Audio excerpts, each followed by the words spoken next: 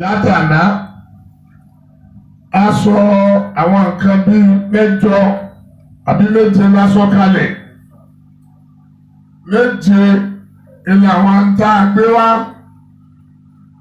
tó sì jẹ mọ́ ìbéèrè àti wá ka gbogbo ìbéèrè méjèèjì yìí tán tó jẹ mọ́ ìdájọ́ ṣẹ̀ríà tí ó máa jẹ́ ọ̀nà àbáyọ lórí kíni tí ọ̀nà kọ̀ọ̀kan bá ń ṣẹlẹ̀ àtọ̀nà tá a lè gbà jáde ń bẹ̀ tí àánú Ọlọ́run fi lé ní bá tá a sì rí ní ṣe àṣejù tí wọ́n ń pè ní ìkọjá àlà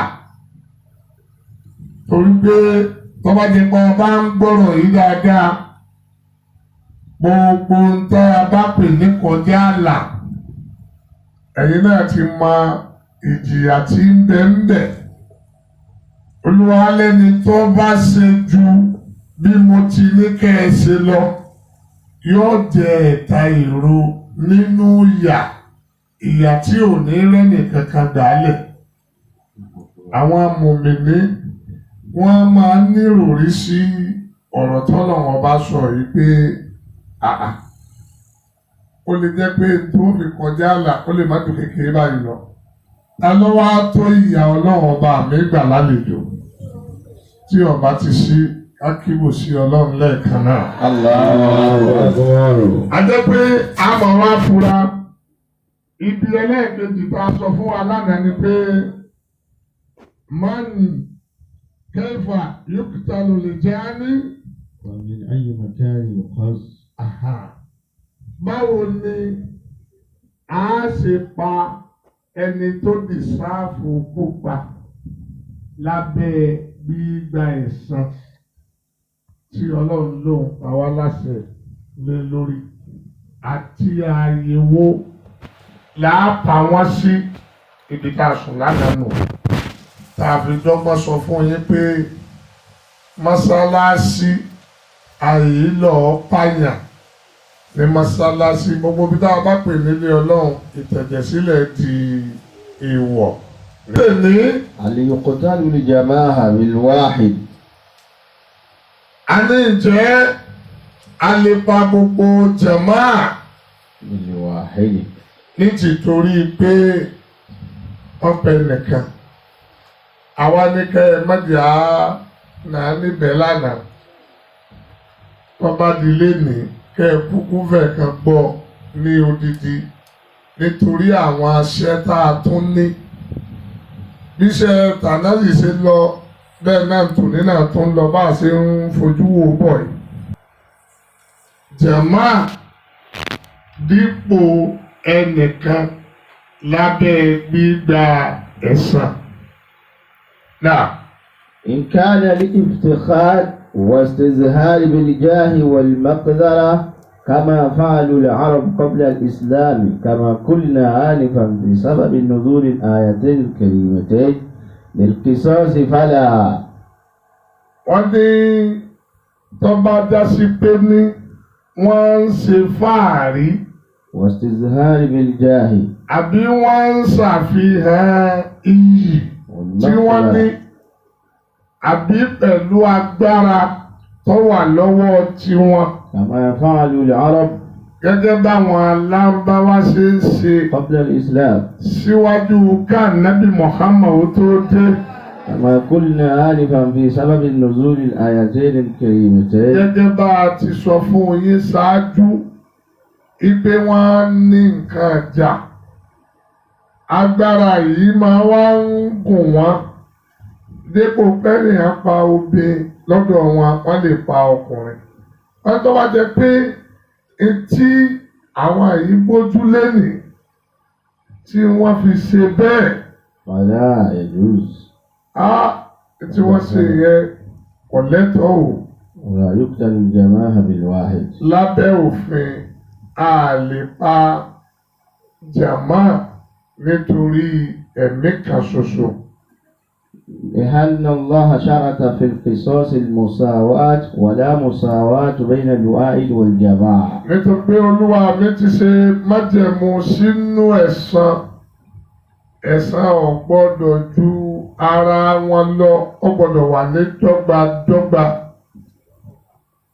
ولا مساواة بين الواحد والجماعة. tábà wá fẹ́ tọ ẹ̀san lórí dọ́gbadọ́gba ẹ ti rí i pé kò lè rí bákan náà, kò ṣe déédéé. Ipe ká wá sọ pé ẹnìkan sí jàmá lápẹẹrẹ ẹnìkan sí èèyàn méje, ká wá torí ẹnìkan ká fi pa èèyàn méje. Ìtí ó tún gbé ìdájọ́ mi wá lórí ẹ máa gbọ́ ní iwájú, ṣùgbọ́n kò rọrùn nígbà tá a ti sọ pé ẹ̀mí kan fún ẹ̀mí kan láti wá pa èèyàn méje dípò ẹnìkan kò lẹ́tọ̀ọ́ bẹ́ẹ̀. والجواب الكافي علم. Èsì ìtẹ́lẹ̀ yìí ò nà, ṣùgbọ́n علم. àbá ní ẹlọ́ọ̀mà. أن مراعاة القاعدة أولى من مراعاة الألفاظ. Àwọn jẹ́ pé sísọ lílo ìjọmọlúàbí lábẹ́ òfin مراعاة القاعدة الإسلامية. tí kìí ṣe pé abẹ́fìgbé ìgbédúró lógà, ìtànpè ní lógà ní èdè tọ́lọ̀ ń fi gbé ẹ̀san gbígbà kalẹ̀ tá à ń pè ní kìsọ́ọ̀s. مراعاة القاعدة أولى منها. Ọlọ́lá ká lo èyí tá a wíwù síwájú, ká má dúró lórí tútú èdè nìkan lọ. Nítorí pé ولو علم الجماعة أنه إذا قتلوا واحدا لم يقتلوا به لتعاون الأعداء على قتل أعدائهم. tọ́ba wa lọ jásí pé ní àwọn tá a pè ní jàmá yìí علم. wọ́n ti mọ̀ pé إذا قتلوا واحدا táwọn bá pa ẹnìkan لم يقتلوا به. wọn à ní pa àwọn padà. Ẹ máa gbọ́ o, ibi bóyá àwọn gúrùpù ara wọn láti pààyàn, tọ́ba ti ẹ̀ di kéèsì wọn à ní fẹ́ pa gbogbo àwọn. Wọ́n rí nítorí bẹ́ẹ̀ làwọn fi ń kóra wọn jọ láti lè ranra wọn lọ́wọ́ lórí ẹnìkan tí wọ́n fẹ́ dojú ọ̀tá kọ. لتعاون الأعداء على قتل أعدائهم. láti lè fi bá ọ̀tá wọn jà. وبلغوا الأمل من التشفى منهم. àbí láti lè mú èrò wọn dé ògógó nípa pé kò ní sí ẹnìkan tí ó yọ ìbíyá ẹ̀ṣẹ̀ táwọn ṣẹ̀ lára àwọn padà nítorí báwọn ti jẹ́ jàmáà. ọ̀rọ̀ ò tó rí bá náà o. إن الشارع. ẹ̀rí Ọlọ́run ọba mi òun lọ́ba tó ṣe òfin, ẹni tó ṣòfin tó gbófin kalẹ̀. شرع القصاص لحفظ الأنفس. ó lè gbé òfin yìí kalẹ̀ لحفظ الأنفس. láti lè fi máa protect ẹ̀mí, kẹ́ni tó mọ̀ pé tóun bá ti lè ṣàbùrú fún yà ó di dandan kí wọ́n ṣe aburú fún òun náà padà. Ìbẹ̀rù gómọ̀kòrú àgbákò bẹ́ẹ̀ kò ní jẹ́ ó lè dojú aburú kọ̀yà. Èrò tọlọ́run ìtọ́lọ́run gbà lérò tó fi gbé ọ̀rọ̀ òfin kalẹ̀ ó nìyẹn. Ọwọ́ á kù àwọn tí ó gbé òfin ró gẹ́gẹ́ bí wọ́n ṣe ń bá wa gbé ró ní Nàìjíríà wa yìí. كما قتل سيدنا علي كرم الله وجهه 7 نفر بواحد بصنعاء. nígbà tí Ànábì Sayyidina Ali karramallahu wajhahu nígbà tó ń wà lórí khilafa òun ní ṣèjọba lọ́wọ́, irú wàhálà yìí wá ṣẹlẹ̀. àwọn kan kó jọ 7 نفر. àwọn méje wọ́n kó jọ. وقتلوا واحدا. wọ́n wá lọ pa ẹnìkan ṣoṣo, wọ́n dáwọ́ jọ wọ́n pa á. وأمر بقتلهم جميعا. Sayyidina Ali ó pàṣẹ ó ní kí wọ́n lọ pa gbogbo wọn dànù. وسألوه بما يا أمير المؤمنين. Ìwọ Amirul Mu'minin èyí ti rí tí kú fi tọ́ sáwọn méjèèjì nítorí ẹnìkan. قال لو كان البلدة. Ó ní tó bá jẹ́ pé ní àwọn méjèèjì tẹ́ ẹ lẹ́wọ̀n yìí. لو كان البلدة كلهم قتلوا واحدا.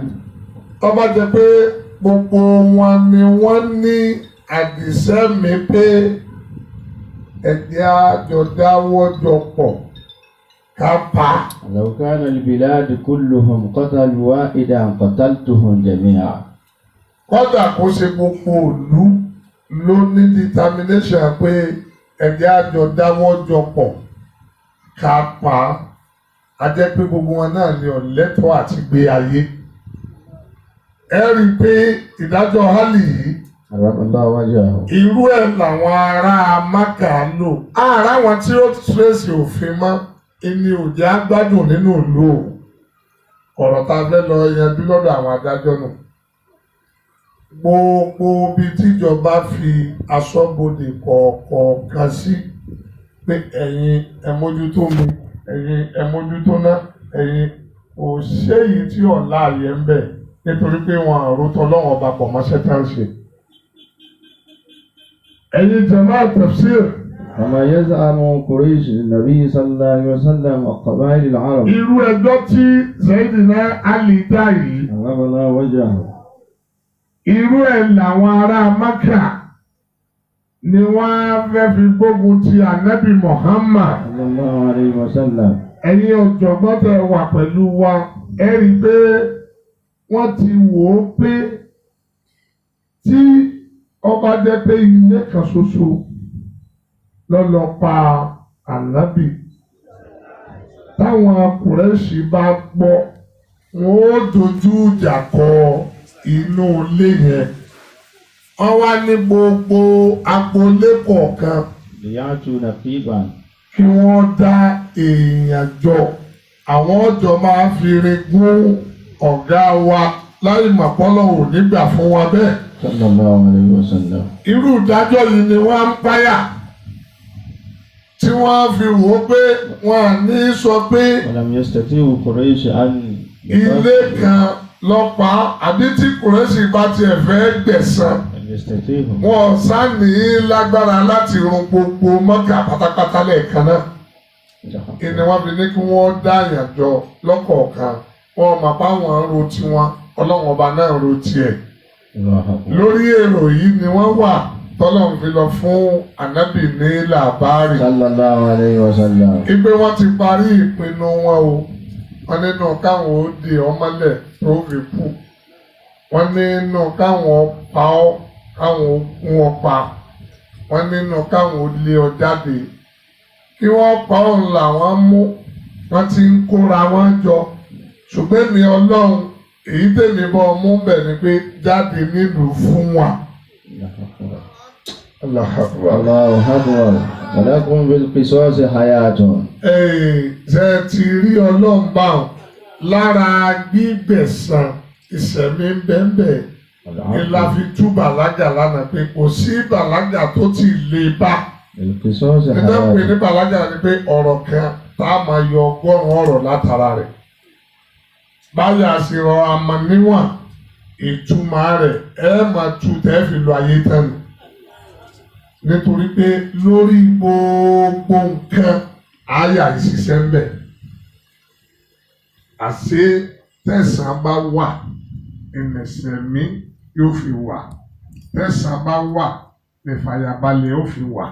Tẹ̀sán bá wà nílùú yóò fi wà nífọ̀kànbalẹ̀.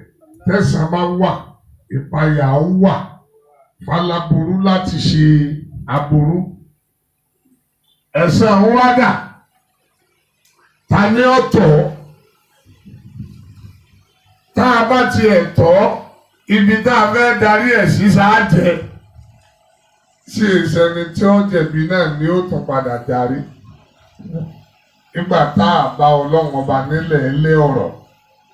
ọlọ́run bá kó ṣe àtọ́sọ́nà wa. آمين. ولو علم الناس أن الجماعة لا تقتل بالواحد لتعاون الأعداء على قتل أعدائهم ثم لم يقتلوا فتضيع دماء الناس وينتشر البغي والفساد في الأرض. wọ́n ní nígbà tọ́lọ́ ti rí bó ti rí tó bá jẹ́ pé ọmọnìyàn bá mọ̀ ipe ìkójọ níjàmá لا تقتل بالواحد láti lọ pa ẹnìkan ṣoṣo tó bá jẹ́ pé wọn à lẹ́tọ̀ọ́ láti pa ẹnìkan ṣoṣo nítorí ìkúnrẹ́ni lọ́wọ́ ìbáraẹnisọ̀tá tí ń bẹ láàrin ara wọn. لو علم أنه لم تقتلوا بقتلهم الواحد. tó bá jẹ́ pé ní ọmọnìyàn bá mọ̀ ipe jàmá لم يقتلوا wọn à gbọ́dọ̀ pa ẹnìkan ní tìtorí pé يقتلون واحدا منهم. láti pẹ nìkan nínú wọn ní tìtorí pé wọ́n ń wá ìkúnra wọn lọ́wọ́ lórí ẹni tí wọ́n fẹ́ pa tí wọ́n fẹ́ bá jà. إن تركهم الشريعة تضيع دماء الناس وينتشر البغي والفساد في الأرض. tó bá jẹ́ pé ń bá ń lọ bẹ́ẹ̀ á jẹ́ pé ìtàjẹ̀sílẹ̀ ìfi ẹ̀jẹ̀ ara ẹni ráre yóò máa ṣẹlẹ̀ lórí àwọn èèyàn. àbòsí òun náà ni gbogbo ọ̀rọ̀ tí mo sọ síwájú pé kò lè sí nígbà tó jẹ́ pé ní àti títà o àti títọ̀ o gbogbo ẹ̀ ló kù díẹ̀ káàtó. àìsí àti pé kí àwọn tó fẹ́ lọ máa kójọ pààyàn tó bá mórí ibú tó wà ń bẹ̀ ni wọn ó sún sẹ́yìn wọn à ní máa dẹ́rù ẹ̀ wò tá a bá jẹ́ pé àwa tọ ẹ̀san ọmọnìyàn tá a bá pa gbígbẹ̀san lára ara wa tì. أصدقت الحق. ilẹ̀ ẹlẹ̀ tá a ń wà yìí ayé tá a ń lò yìí ìlú tá a ń lò yìí ìbádà. ṣùgbọ́n látara arú bàjẹ́ bẹ́ẹ̀ ìyí máa ń fa ìta ẹ̀jẹ̀ sílẹ̀ tí ò ní sí pé nìkan ó mọ ẹnìkan àbòsí ó sì pọ̀ ìbàjẹ́ ó sì pọ̀ lórí ilẹ̀. èsìnú fún ìbéèrè tẹ́lẹ̀ kẹta pé ẹ̀jẹ̀ a lè pa jàmá nítorí ẹnìkan. الجواب نعم. bẹ́ẹ̀ ó lè wáyé bẹ́ẹ̀ a sì lè pa ẹnìkan nítorí èèyàn méje torí ayáwó aburú ju ara wa lọ. Ànábì Sọ́ọ́lì عليه الصلاة والسلام. nígbà tó gbé ràkúnmí tiẹ̀ kalẹ̀ gẹ́gẹ́ báwọn àjọ rẹ̀ ṣe béèrè sẹ́nà pé kò dárò yẹn òun nìkan kọ́ lọ pa ràkúnmí 9 رهط يفسدون في الأرض mẹ́sàn-án ولا يصلحون. mẹ́sàn-án ni wọ́n. Kùránì ní wọn ò ṣe dáadáa wọn ò wáyé ere wọn ò lọ ayé ere sẹ́nà pé wọn ò dákọ̀ àwọn tó kù kí ló dé tí wọ́n fi dákọ̀ kò dárò òun ló ọpúrẹ́tì wọ́n ti rẹ́yẹ̀ débi tí ràkúnmí wà wọ́n kàn tarí ẹ̀ síwájú ni pé ọ̀dà ta ni ó gùn nínú gbogbo wa ó sì ní kí wọ́n dáhùn dáa inú ọkọ̀ tiẹ̀ fi àpíà inú orí ibú títí dèní òun lọ́jẹ̀ yìí tó pọ̀ jù nínú ìyà àwọn yòókù rẹ̀ bá lá wọ́n lá ń bẹ̀ ni wọ́n jẹ díẹ̀díẹ̀ ń bẹ̀ ṣùgbọ́n àwọn náà jẹ ìyà. Ẹni tí wọ́n wá tarí tó lídìí ogun onífùndárù orúkọ rẹ̀ ọ̀parẹ́ nínú aláburú lénìí kọ́dà tó bá tó dijú àlùkìyámà alága eléré ibú náà ni ó tó jẹ́. الرابع. Ìbéèrè ẹlẹ́ẹ̀kẹrin. هل يقتل الوالد إذا قتل ولده؟ Ǹjọ́ yẹ sọ́lẹ̀tọ̀ ká pa bàbá إذا قتل ولده. nígbà tó bá pa ọmọ rẹ̀ sọ́yẹ ká pa kí lòfin wí kí ni sẹ̀ríà Ọlọ́run wí nípa bàbá tó pa ọmọ rẹ̀ àlàyé rẹ̀. قال الجمهور لا يقتل الوالد إذا قتل ولده.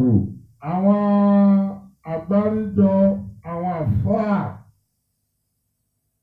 panupọ̀ àwọn àfáà oníṣẹ̀ríà pé لا يقتل الوالد إذا قتل ولده ọ̀lẹ́tọ̀ọ́ ò ká pa bàbá nítorí pé ó pa ọmọ ẹ̀. لما روي عن النبي صلى الله عليه وسلم أنه لا يقتل والد بولده. Gẹ́gẹ́ bí ọ̀rọ̀ tí Ànábì wa Muhammad sọ pé لا يقتل والد بولده. ẹ gbọ́dọ̀ pa bàbá nítorí pé ó pa ọmọ ẹ̀. وقال مالك Ànábì náà sọ bẹ́ẹ̀, òfin Ìsìláàmù náà ṣe kí ni ó sọ bẹ́ẹ̀. وقال مالك رحمه Ìmáàmù الله Màlìkí قال ó wá fẹ́ sọ̀rọ̀ lórí ọ̀rọ̀ náà, ọ̀rọ̀ títí ẹ̀ kò fara mọ́ etí àwọn àkọ́kọ́ sọ láwọn àpapọ̀ àwọn àfáà oníṣẹ̀ríà. Òun náà sì mú ẹ̀rí wá tí ò jẹ́ ó fara mọ́. Èmi wá kí Ọlọ́run pókú sẹ́. الله. Bí ìgbà tí Ìmáàmù Màlìkí ti mọ̀ pé a padà lo ayé débì kan o, tá a padà máa rí bàbá wèrè, ìyá wèrè, aṣèrè nínú ayé. Ìmáàmù Màlìkí ni tó jẹ́ kí n sọ bẹ́ẹ̀, ìpè mi ò fara mọ́ ká má pa bàbá يقتل nítorí pọ́n pa ọmọ ẹ̀. يقتل الوالد إذا تعمد. Ó ní kí ló dé? Ó ní ká pa bàbá òun tó bá ti lè jẹ́ pé ọmọ àmà ó fi ẹ̀gbẹ́ ọmọ lélẹ̀, أن أضجعه وذبحه. ó sì mú ọ̀bẹ ó wá du ọmọ rẹ̀ tó fi fẹ̀gbẹ́ ọmọ lélẹ̀ tó fi du, a jẹ́ pé kò ṣeré. Zotiye ọmọ àmà ọ̀pá ọmọ yẹn nù. Imam Màlìkí ní èmi fara mọ́ pípa rẹ̀. Àmọ́ àwa Qurtubi قال òun wá fẹ́ sọ̀rọ̀. لا خلاف في مذهب مالك Wọ́n ní kò sí ìyapa níbi ọ̀nà tí Imam Màlìkí gbé kalẹ̀ yìí pé أنه kẹrin dájú pé قتل الرجل ابنه متعمدا ẹni tó bá máa mà, bàbá tó bá máa mà tó pa ọmọ ẹni pé wọn ò tiẹ̀ dákọ̀ ìyá sí. Wọ́n nígbà náà ayé rójú o. Ṣé ti yé? Torí àtìyá àti bàbá méjèèjì ni nǹkan ti yí wọlé tọ̀ lónìí. Ipò táwa bá bára wa ni kákan máa dúpẹ́ tiwa. Alhamdulillah. Torí bó ti rí lọ́dọ̀ ti yín o, kò rí bẹ́ẹ̀ bò mí o. Ẹ gbọ́ làbárè nípa rẹ̀. Akàfẹ́kẹ́ mọ ìdájọ́ tó wà nídìí ẹ̀sùn kọ̀ọ̀kan. Kọ́lá tó bá jẹ pé lórí ilé. أدبا وحنقا لم يقتل به. Àwọn yòókù náà wá fẹ́ sọ̀rọ̀ lórí ọ̀rọ̀ yẹn pé tó bá lọ dájú pé bàbá bá màmá tọ́bẹ̀gbẹ́ ọmọ lélẹ̀, àbódè mọ́lẹ̀ títí ẹ̀mí fi bọ́ lára rẹ̀. يقتل به قولا واحدا. Gbogbo wọn ni wọ́n panu pọ̀ sọ́nà kan náà pé يقتل. ká pa irú bàbá bẹ́ẹ̀. Tó ti yé láwọn ti máa pé ebi ó sì pa ọ́ kú, ètì ọmọlé ìní fún ọ ló ń jẹjẹ. Béèyàn ti dábàá gan mọ́lé tẹ́bi pa á kú, ẹni tó ṣiṣẹ́ yẹn ebi gbọ́dọ̀ pa òun náà kú láyé rẹ̀. Dábàá mọ́sù kò tì í mọ́lé, òṣó mọ́lẹ̀ kó fi kú. Èétọ̀ ń ò lè kú ò láyé kọ́ mọ̀ jẹ́ pé ibi ní ọ̀pá kú. Fúnra Ọlọ́run lọ́wọ́ á gba ẹ̀san yẹn. Ẹ tẹ̀síwájú àfàwà. وهم إن رماه بالسلاح. Etí wọ́n tó fẹ́ mú ọ̀nà míì wá tá a fi lè pa irú bàbá bẹ́ẹ̀. إن رماه بالسلاح هدبا Tọ́wọ́ jẹ́ pé ibi títí ń kọ́ ọmọ yẹn ń kọ́ lẹ́kọ̀ọ́ kan tẹ̀máwọn alábáwá wọn láti ká máa fílẹ̀mì ọmọ. Bóyá bá ṣe ja ìjà àbí bá ṣe ń ju kíní mọ́sì ọkọ̀ tí wọ́n máa ń sọ yẹn, àwọn máa ń kọ́ ìjà láti kékeré torí ànábì gan fààyè rẹ̀ lẹ̀. استعدادا للحرب. Ó ní kẹ́ ẹ̀kọ́ nǹkan mẹ́ta lànábì ní kẹ́ ẹ lọ kọ́ kẹ́ ẹ mọ̀ dáadáa ẹ mọ̀ nínú tó ní ká lọ kọ́ ẹ má bínú asáré yà síbẹ̀ mi ìlò fi lè ṣe déédéé ẹlẹ́ẹ̀kejì yóò tún máa jẹ́ àǹfààní pẹ́tọ̀ kí lànàbí ní ká lọ kọ́ ó ní ká lọ kọ́ ká mọ̀ á ṣe dáadáa nítorí ayé wa nítorí hayat wa nítorí inú ilé wa ọba máa jẹ́lé àtàwọn ọ̀tá ọlọ́run àtọ̀tá ẹ̀sìn ànábì ní àkọ́kọ́ ẹ lọ kọ́ bí wọ́n ti máa sáré eré sísá ẹ sáré ẹ kọ́ kẹ́ ẹ máa sá torí ìjọ tílẹ̀ bá fẹ́ ká yín mọ́ láti fi lè protect life yín. ẹlẹ́ẹ̀kejì ẹ kọ́ bí wọ́n ṣe ń ju nǹkan torí ìgbà tẹ bá bára yín lójú ogun lójijì irú ẹ̀ là ń treat lọ́wọ́ yìí ṣé ká sọ ẹlẹ́ẹ̀kẹta àbí ká fi pamọ́ ànábì ní sallallahu alayhi wa sallam ẹ lọ kọ́ bí èèyàn á ṣe máa súnmọ́ obìnrin rẹ̀ tínú rẹ̀ ó fi dùn. sallallahu alayhi wa sallam. a lè fi gbogbo ẹnu sọ yìí nítorí sílẹ̀ máa rẹ́rìn yìí. èyí ti sọ̀rọ̀ rí ẹ kí ànábì tó sọ ọ́ ni. sallallahu alayhi wa sallam.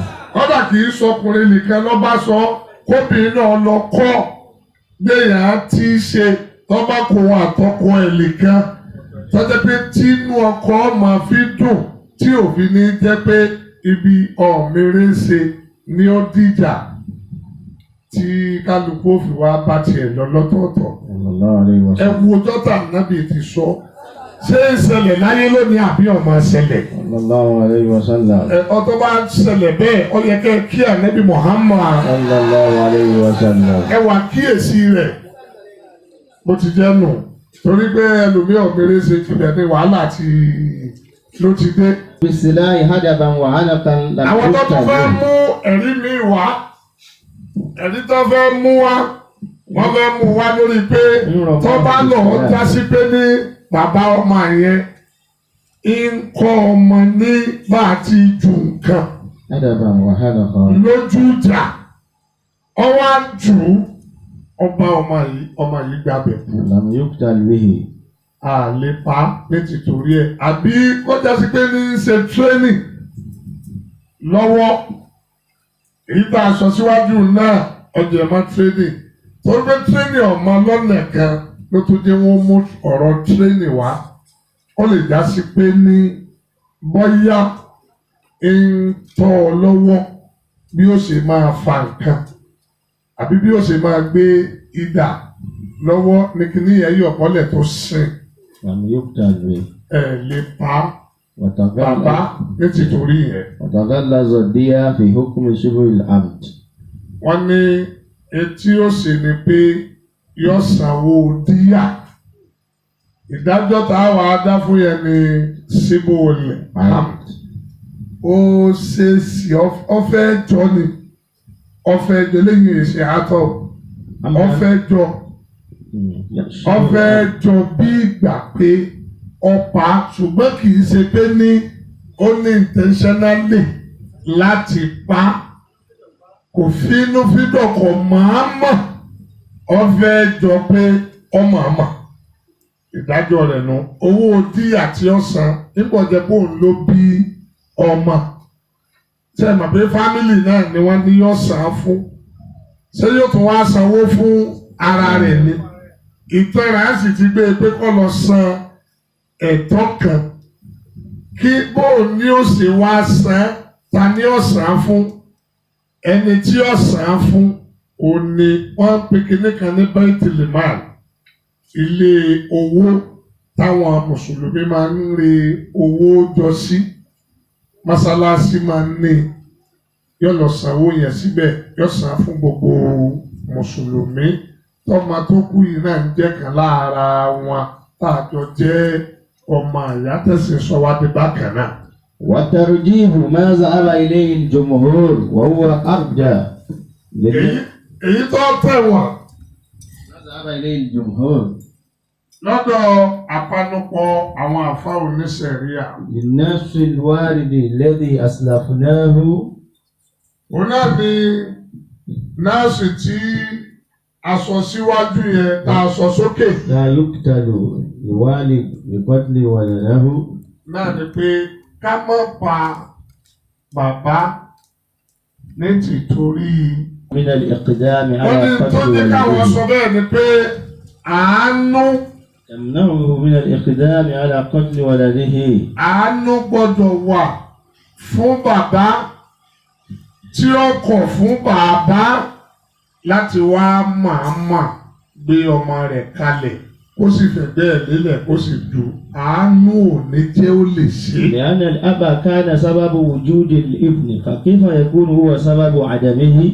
Nítorí pé bàbá yìí òun ló ṣe sábàbí bọ́mọ ṣe wá. فكيف يكون هو سبب عدمه؟ Bóun ni ó ṣe tún wá wù ú ó tún ṣe sábàbí bọ́mọ ó sì padà. Wọ́n ní ká ro tàánú yẹn máa. Àwa ń sọ fún yín pé بخلاف الابن إذا قتل أباه فإنه يقتل به من غير خلاف. ìyẹn yàtọ̀ sí ọmọ tó pa bàbá ẹ̀. يقتل. Ọmọ tó pa bàbá rẹ̀ kò ní ìdájọ́ kankan tayọ pé kán pa á. Tó pé n tó lè mú un pa bàbá ogún jíjẹ wà ń bẹ̀. Àbí kó má fẹ́ fara mọ́ nǹkan kan tí bàbá ń bá a sọ. Kó wá torí ẹ̀ ó wò ó pé mo ní agbára láti dẹ́mi bàbá yìí légbodò. Kó wá torí ẹ̀ kó pa á. Ó kù díẹ̀ káàtó. وقال تعالى في قصة سيدنا إبراهيم عليه الصلاة والسلام وابنه إسماعيل عليه الصلاة والسلام. Àpèjúwe tá a fẹ́ mú wá. في سورة الصافات. A fẹ́ fi Àlùkùránì júwe في شفقة الحبل. nípa bí àánú ṣe lágbára tó. Nípa kí bàbá wa pa ọmọ ẹ̀. Wọ́n ní ká rò ó dáadáa. آية 100. Ọmọrú wàhálà tó ń ṣe. سورة Ọmọ الصافات. ó tó dé. Ọmọrú dọ̀bálẹ̀ tó ń dọ̀bálẹ̀. Ọmọ ó tó dé. Ọmọrú náwó níbí lọ́hùn-ún. Ọmọ ó tó dé. Tọ́wájọ́ pọ́nmọ́ òun ní ọ̀wà adádùbúlẹ̀ tí ọ̀wà dùn tí ó pa á. Ìgbà táyé rójú tí mo sọ ó tó káyé ó tó dà lénìí. Ẹni pé tá a bá ń sọ̀rọ̀ sẹ̀ríà òfin tọlọ́run nìyẹn gédéńgbé. Ṣé àwa lè gbé sẹ́gbẹ̀ẹ́ ọ̀rọ̀ tí Ìmáàmù Màlìkí èlèmí fẹ́ رحمه الله. ká gbé yẹ̀wò nínú làákà ìwà lẹ́nu. قتله عمدا. Ipe ká parú bàbá bẹ́ẹ̀ ọ̀rọ̀ téèyàn gbé yẹ̀wò ní sàmánì yìí tí ọ̀lẹ́jọ́ nú. Nítorí pé ńgbà tí wọ́n bí àwa àwọn bàbá àtàwọn ìyá tó bí wa wọ́n á gbé wa tà. Nínú ayé lónìí a rí bàbá tí ń ta ọmọ. Títà tí ń tà kò tà á pé kọ́ lọ sọmọ ọ̀dọ́ o. Ọ̀tà tó gbowó pé àwọn ò tún ríra àwọn mọ́ láyé. Èyí náà kí ló ṣe déédéé o? Nítorí pé ibi tó ta ọmọ sí kò sí tí wọ́n fẹ́ fọmọ hun tí wọn ò fi hun. Kí ni wọ́n tiẹ̀ fi hun wọ́n pa náà ni? Àwa rí ìyá tí ń ta oyún tiẹ̀ tí ó lọ bí sọ́dọ̀ wọn. Wọ́n tún wá sọ ọ́ di òwò. Ẹlòmíì torí ẹ̀ dá hospital lẹ̀. Ó tún wá gba àwọn ọmọ ọlọ́mọdé. Wọ́n máa wá bá wọn sùn bẹ̀. Wọ́n máa bímọ síbẹ̀. Yóò ní iye ìgbà tí wọ́n nọ́ọ̀sì ọmọ yẹn dàtàwọn tí ọ̀rọ̀ ó fi wá rà á. Gbogbo wọn yányá eléri burúkú ni gbogbo wọn. Àánú wo àwọn máa wá rí díẹ̀díẹ̀ nínú àwọn ìyá tó bímọ yìí tí wọ́n máa sunkún tí àánú pé wọ́n mọ wàhálà tí mo ṣe lórí oyún yìí. Àwọn ọmọ tí ń bí níbo lẹ̀ ń kó wọn sí torí tá máa ń sọ ni pé àwọn ti rán wọn lọ sí ìlú Èkó wọ́n máa tọ́jú ọmọ àwọn wọ́n gbọ́dọ̀ kúrò nínú hospital yẹn gbogbo nǹkan tí wọ́n jáde àwọn abiyamọ akẹ́yẹ ibi tí ìdájọ́ ti ìmáàmù Màlìkì tó ti ṣiṣẹ́ òun nìyẹn ìbàdáyé lójú ìlànà ń bẹ lára bàbá sọ́mọ bàbá tó lòun fẹ́ gbìyànjú ájú ajé táwa mú bíbí inú ẹ̀ tẹ́sọ̀ ọ́ di su wọ́n ti gbé sínú odó tán odó ti fọ́ ọ lórí kó tó rojú ọmọ rẹ̀ síbẹ̀síbẹ̀ àánú ó mú odó ọmọ gbọ̀n òun náà máa gbà elétò iṣẹ́ wọn máa pé tọ́jú ń bẹ bọ́ ìyàwó rẹ̀ nù ọ̀ ń lọ́nu tọmọpọ́mọ rẹ ti kú ọ̀rẹ́dì wọ́n ló tún wá fi wèrè kún báyìí ni ayé ṣe ń bàjẹ́ nígbà tá a tẹ̀lé àyà ẹ̀san gbígbà ṣérú àwọn eléyìí ló yẹ ká mú ká pàṣẹ tí wọ́n máa lé. Ọlọ́run kọ́ mọ́sá tó wá sọ́nà. Ẹ já lọ sí Quran chapter 37 afẹ́fi jẹ́rìí àánú tó wà lára bàbá sọ́mọ lára ìyá sọ́mọ ẹ jẹ́ á lọ wọnú ilé ànábì Ibrahim. Alayhi salatu wassalam. Lọ́jọ́ kìíní àná tó tiẹ̀ jẹ́ pé àṣẹ tó wá sọ́dọ̀ tiẹ̀ látọ̀dọ̀ Ọlọ́run ni bó ti jọ́nà ẹ̀tọ́ tó síbẹ̀síbẹ̀ kíyèsí bọ́lọ́run ṣe ṣe ni. Abuli minas solihin fabasharnahu bi ghulamin halim. Ọlọ́run ní Rabbi abuli. Ìwọ Ọlọ́run. Abuli. Ànábì wa Ibrahim. Alayhi salatu wassalam. Ẹ̀rí ọ̀rọ̀ tí mo fẹ́ fi mú ẹ̀rí wá ní Suratu Safat. Àyà 100. Ibẹ̀ mo ti fẹ́ mú ẹ̀rí wá. Ẹ má wá jẹ́ mú ẹ̀rí wá lásán. Ọlọ́run ọba ni mo fẹ́ kẹ́ ẹ kíyèsí ń bẹ̀. Rabbi habli. Ọlọ́run wa Muhammad. Sallallahu alayhi wa sallam. Ànábì wa Ibrahim. Rabbi habli. Ó ní pé Ọlọ́run ọba rẹ̀ pé Ọlọ́run ọba mi o. Habli minas solihin. Wá ta mí lọ́rẹ. Mo dàgbà ń tòótọ́ ṣùgbọ́n oore tiẹ̀ ò dàgbà. Allahu akbar. Kò síbi tó fẹ́ ṣe nǹkan sí lásìkò tó fẹ́ ṣe kò sẹ́nikẹ́ni tó lè dá ojú. Rabbi habli Omi wá máa rè. minas solihin. Mo tọrọ wọ́n bá kùn mí lọ́mọ ọmọ rẹ ní obùn mi máa mú tiẹ̀ o. Sọ mọ̀ pé ńjọ́ tójú pọ̀ wọ̀ ìtọ́ sọ fọ́lọ́ ni pé kó o tiẹ̀ bí láàárọ̀ kó kú lálẹ́. Ẹlẹ́ẹ̀kejì ìjọ tójú pọ́n ojú pọ́n ànábì Ibrahim síbẹ̀síbẹ̀ kò sì wí.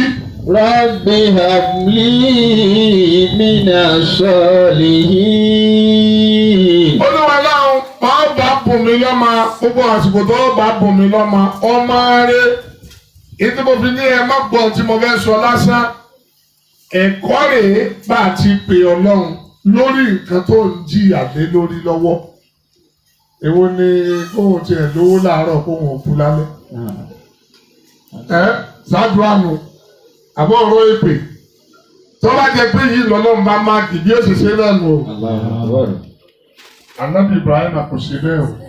Fabasharnahu bi ghulamin halim. Ọlọ́run ọba ní wọ́n Jibrilu. Basharnahu. Lọ sọ fún Ibrahim fún onírò dùnú ọní yóò bí ọmọ. Bi ghulamin halim. Ọmọ tá a sì bùn ọmọ tí ó jẹ́ alágbèémára ni. torí àgbémọ́ra tún nípọn ju sùúrù lọ. Mọ́tò ń pè ní Halima ẹni tó lágbémọ́ra tó lè bá wèrè gbé tó lè bá ṣẹ́wé gbé tí ó máa dá àjọ kálukú síbi tọ́tọ́ tó ságbà pé ọlọ́run náà lọ́lọ́run ẹ̀rí wọ́n irú ẹ̀ lọ́lọ́run padà fi ta Ànábì Ibrahim lọ́rẹ. Alayhi salatu wa salam. Bí àdúrà tó ṣe. Falamma balaga ma'ahu sa'ya. Ìgbà tọ́mọ náà bẹ̀rẹ̀ sí ní dàgbà tí ń di ọmọ àpèránṣẹ́. Qala ya bunayya. Àpẹẹrẹ wá fún Ànábì wa Ibrahim.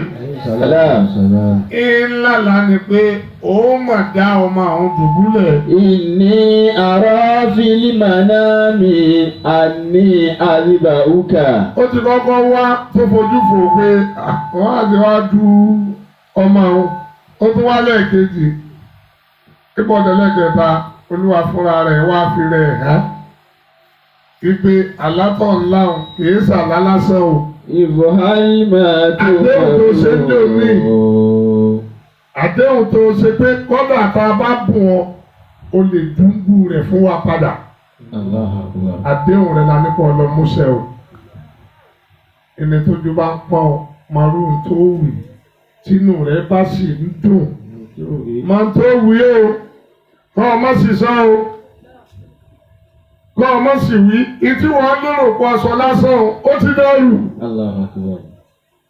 Ìwọ yìí sì sá ànábì Ọlọ́run dépò tọ́ lálà, tọ́ rà mí tí ó rán létí.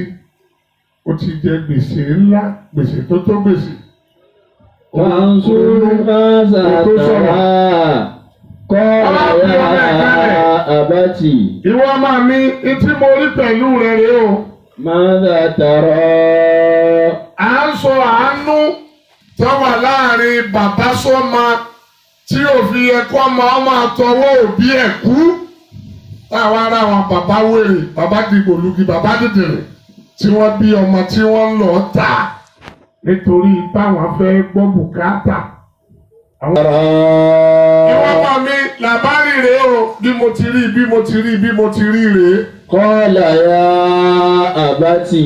Ọmọ wa ń pé bàbá mi. If'al ma tu'maru. Bọ́bá ti jẹ́ kọ́lọ̀ ń lọ payín láṣẹ, ìtọ́lọ̀ ń payín láṣẹ yẹn náà lẹ́sẹ̀ o. Satajiduni insha Allahu minas sabirin. Ó ní pẹ̀lú ògo Ọlọ́run, ẹ bá mi lọ́mọ tí ó ṣe sùúrù tí ó gbọ́ tòbí ẹ̀. Dédé tọ́lẹ̀, o náà ní ẹ lò ó. Ọmọ tó dá bàbá rẹ̀ ló ń bá wọn. Ṣé ẹ mọ̀ pọ́ ọmọ bàbá rẹ̀ ni? Ẹ dá mi lóhùn mọ́jà wọn. Ọmọ bàbá ẹ̀ ni. Ọmọ àánú lódodo. Òdodo ni wọ́n bá ń lé. Ẹ mọ̀ pé bàbá ò lè parú rọ́bà yìí. Satajiduni. Sọ́mọ tiẹ̀ rí ọgbàgbọ́. Àwọn tá a fẹ́ kẹ́ ẹ kíyèsí nù. Minas sabirin. Falamma aslama. Ìgbà tọrọ ọdọdọ ìyá náà mọ ọkọ ẹ̀ níbi tó bèrè tí ń sùn tí ọkùnrin tí ó sùn lọ tán yáyá má lónìí. Inú lónìí kọ̀mọ̀ sóró tí lè fi mà. Tí bá harun ìkà harun rọ. Lọ́kọ̀ tí ń sọ fún ìyàwó pé ìparí Ramadana yìí á lọ sọdún lé wa. Káàdé tọ́jú ẹ̀ lójú wíńdò. Tí fi wá ronú kan pé ọkùnrin yìí padà. Falamma aslama. Tọ́fẹ́ jítọ̀, ìgbà tí ń fẹsẹ̀ tẹ́lẹ̀ ìyàwó ọmọ orúkọ. Wàtàlàhù. Èṣù ní sọ fún múra dáadáa. Tó bá try nonsense. Orí ẹ̀ nígbà wọn padà sí.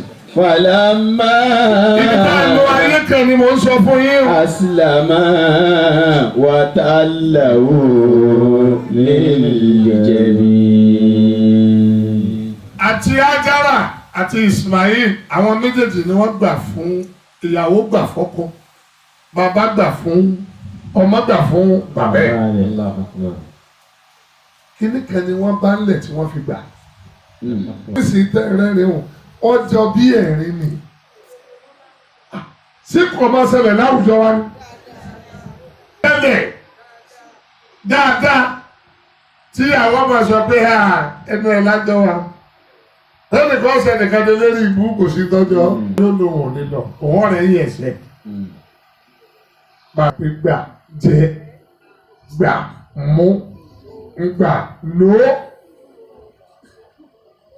ó sọ bí tó ti wá. bẹ́ẹ̀ni وناديناه أن يا إبراهيم وناديناه أن يا إبراهيم. àánú tá a fẹ́ pè é sí tá a fi yọrí iṣẹ́ lọ́sàn-án yìí torí ibi tá a ti tó fẹ́ lọ sọ̀rọ̀ Ọlọ́run àlélẹ̀ ọ̀fà bẹ́ sí lọ́rùn àánú òjé ó lè yó. àánú ó ṣòro ṣe ìyá rẹ̀ táwọn olè ká mọ́lé tani kọ́ ọmọ kọ́kọ́ máa bá ìyá rẹ̀ sùn. èèwọ̀ ni kó wọn máa lọ́dọ̀ Ọlọ́run báyìí ó pè ó. àwa ara wọn tí wọn kúkú wá ń ṣe lójú ayé láì lẹ́ni pa wọ́n láṣẹ. wọ́n máa gbéyẹ̀wò síra wọn nu tẹ́yìn ó fi máa dá ọpẹ́ dú lọ́dọ̀ Ọlọ́run ó jẹ́ kí Ibrahim ò lè yìí ó sì tún fẹ́ tẹ̀lé àṣẹ tọ́lọ́run. وناديناه أن يا إبراهيم. títí ọmọ yìí náà ọmọ arú bàbá tó ní kọ̀fẹ́ kọ́lọ́run yọ ọ́ kúrò láàrin àwọn ànábì Ọlọ́run. Allahu Akbar. kọ̀fẹ́ kí kàríà bàbá rẹ̀ ó bàjẹ́ ó wá tó sọ fún bàbá ẹ̀ pé ẹ fi aṣọ ẹ fi dí mi lójú tó bá jẹ́ pé ojú mi tẹ̀ ń wò àánú rẹ̀ ò jẹ́ ẹlẹ́yìn ọ̀bẹ. Ànábì Ibrahim tó ṣe bẹ́ẹ̀ síbẹ̀síbẹ̀ alayhi salatu wa salam àánú tó jẹ́ gbogbo bó ṣe múra tó àsìkò tó múra náà tó tún yòó Olúwa wá pàṣẹ Olúwa ti rí kó fẹ́ mú ẹ̀jẹ̀ rẹ̀ ṣẹ Olúwa wá pàṣẹ fọ́bẹ̀ pé ọ gbọ́dọ̀ rán o ẹni gbogbo aburú tẹ̀yìn rò pé òun ní í ṣèyàn Ọlọ́run ní bẹ níbi gbogbo ẹ̀. Allah. Ibrahim ṣe bí gbogbo àwọn tó dáná sásẹ́yìn kí ló dé tọ́jú òun síbẹ̀ tí ò jó. ṣé mi lọ bá òun náà pé ṣé kí n ràn lọ́wọ́ ó lòun nírànlọ́wọ́ kankan tó lè ṣe fóun. ẹ̀yin kẹ́ ràn mí lọ́wọ́ àwọn ọba tó níbi ìtọ́sí mi náà lọ́mọ bí ó ṣe ṣe mí bẹ́ẹ̀. ilmuhu bihali yughni an suhali. àbẹ́ẹ̀rí Ọlọ́run sì fúnra rẹ̀ tòótọ́ ìtẹ́yìn ní jóyà ó tún wá tutù ó fẹ́ kọjá fìríjì. wọ́n dálẹ̀ fún wọn náà tó o bá ti mọ̀ pé Ọlọ́run náà ni Ọlọ́run lágbára ó sọ iná náà di tí ó kú. ọ̀tá lè máa rí ẹ ó lè máa wò ó níwọ̀n pé mẹ́tò ń dáná tó ń dáná sí gbogbo ibi tó ti rojọ́ rẹ dé láì dáa lọ́yọ̀ ti tẹ́ yọkàn tó rí bọ́ọ̀ ń gbà yìí sí ní. tó fún di eléyìí tá a fẹ́ yọnu tá a fẹ́ kẹ́ ẹ múnú.